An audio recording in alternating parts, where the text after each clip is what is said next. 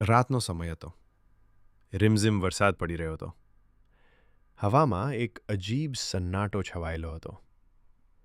આકાશમાં વાદળો ગોળ ગોળ ફરી રહ્યા હતા, જાણે કોઈ અનહોણી થવાની ચેતવણી આપી રહ્યા હોય. આર્યન, લગભગ 30 વર્ષનો યુવાન, શહેરની દોડધામથી કંટાળીને આજે 6 વર્ષ પછી પોતાના ગામ દેવપુર તરફ પાછો ફરી રહ્યો હતો. તેને સાંજ પડતા પહેલાં ગામ પહોંચવું હતું, કારણ કે દેવપુરમાં એક ભયાનક બેરૂપિયો, છલાવો, આતંક મચાવી રહ્યો હતો. પણ જે બસમાં આર્યન બેઠો હતો તે તેની જિંદગી જેવી જ ખટારા હતી. થોડા કિલોમીટર પછી બસ અટકતી જતી હતી. કેવી બદકિસ્મતી છે! આ બસ તો સવાર સુધી પણ નહીં પહોંચે, આર્યને મનમાં વિચાર્યું.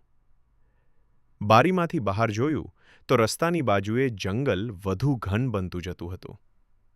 સાંજ ગાઢ થતી જતી હતી અને બસ હજી પણ ગામથી લગભગ 9 કિલોમીટર દૂર હતી.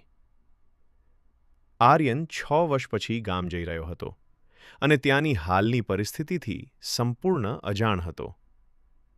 સાંજ પડી ગઈ. બસમાં સન્નાટો છવાઈ ગયો. કેટલાક મુસાફરો ઊંઘી રહ્યા હતા, કેટલાક એકબીજાથી વાતો કરી રહ્યા હતા. અચાનક બસ ઝટકાથી ઊભી રહી. દરવાજો ખુલ્યો અને એક વૃદ્ધ બાબા બસમાં ચઢ્યા. તેમનો ચહેરો ઝુર્રીઓથી ભરેલો હતો, આંખો ઊંડી અને ડરામણી. ગળામાં રુદ્રાક્ષની માળા અને હાથમાં એક ઝોળો, જેમાં ઘણા રુદ્રાક્ષ હતા. "રુદ્રાક્ષ લઈ લો ભક્તો, આ તમારી રક્ષા કરશે, અંધકારમાં છુપાયેલ ભયથી બચાવશે."